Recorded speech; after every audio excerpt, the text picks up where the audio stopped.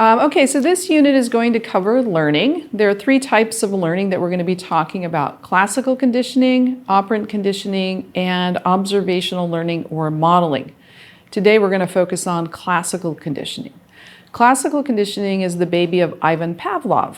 Many of you probably remember hearing about Pavlov and his dogs.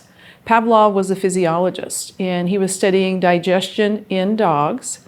And what he noticed was that the dogs would start salivating even before the experimenters gave them the food. In fact, the dogs were messing up his experiments. At this point, Ivan became very interested in what was happening, and he spent the rest of his life exploring this phenomenon, now known as classical conditioning. So today we're going to focus on classical conditioning. This is one area in psychology where there's very clear concepts and ideas. Not all psychology is this clear. So it's a little complicated, but I think you can learn it with a little bit of practice. So what I'm going to do is I'm going to demonstrate the basic principles that Ivan showed using his dogs, and I want you to think about how it applies to other things that happen in your life. So Ivan identified what he called an unconditioned stimulus and an unconditioned response. And that was, if you show dogs or people food, guess what happens?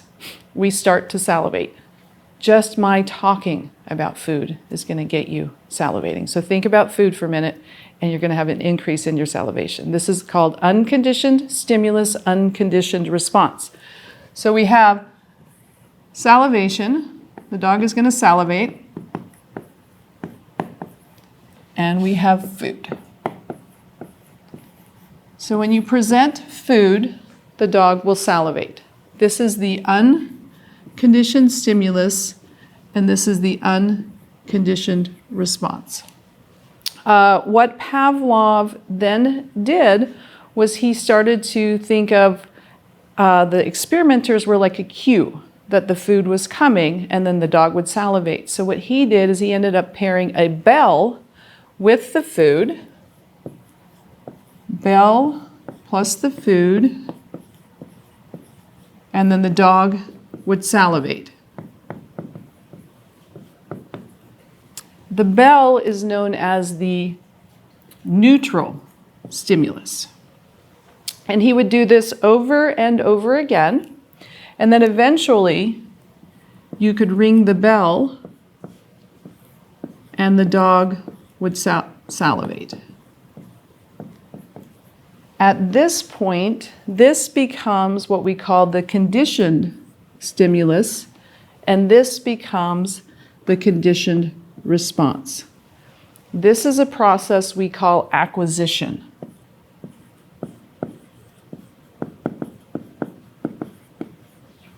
So we pair the neutral stimulus with the unconditioned stimulus, and we get the unconditioned response. We do that over and over again. Eventually, the neutral stimulus can be given, and we get the response. At this point, they become the conditioned stimulus, the conditioned response, and we have what we call acquisition. Now what happened is that Pavlov would go away. Maybe we go to lunch. We do this. We go to lunch. We go take a siesta, something. We come back.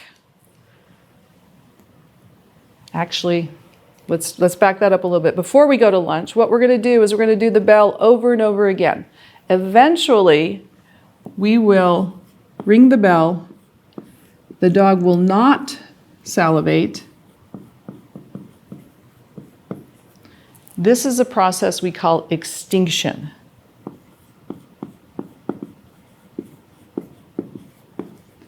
The conditioned stimulus no longer evokes the conditioned response. So we do that, then we go to lunch, or we go take a siesta or something. We come back several hours later, maybe even the next day. We ring the bell. What happens? What do you think? The dog salivates.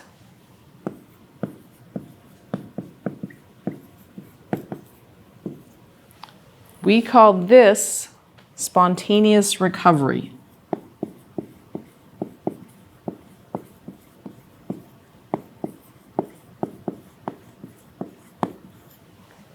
All right, so we have three concepts: acquisition, when we acquire the conditioned response; extinction, when we have exposure to the conditioned stimulus over and over again and we no longer get the conditioned response.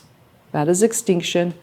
We go away for a period of time. It can be hours. It can actually be a couple of days. Kind of depends on various things. But then we get this thing called spontaneous recovery. Three concepts. I'm going to give you two more, and then I'm going to tell you something important about those five concepts.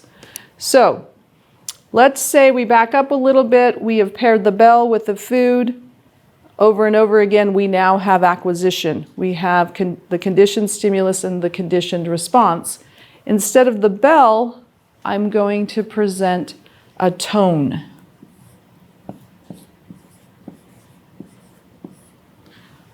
Will the dog salivate? Think about it for a minute. Yes or no? The answer is yes. The dog will salivate. Why will the dog salivate?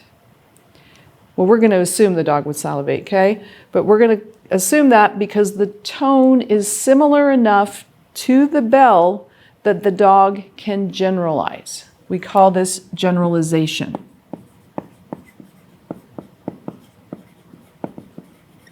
So the dog generalizes the tone to the bell, it's close enough, and the dog salivates. Let's back it up again. We have our neutral stimulus, we're pairing it with our food. We get acquisition. The dog salivates in response to the bell. This time, instead of a tone, I'm going to beat a drum. Will the dog salivate? No, the dog will not. We call this discrimination.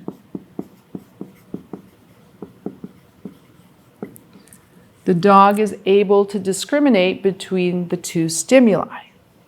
Okay, so the dog will respond to the tone. We call that generalization. The tone is similar enough to the bell. It causes the conditioned response. The drum is too different from the bell, so there is no response. We call this discrimination.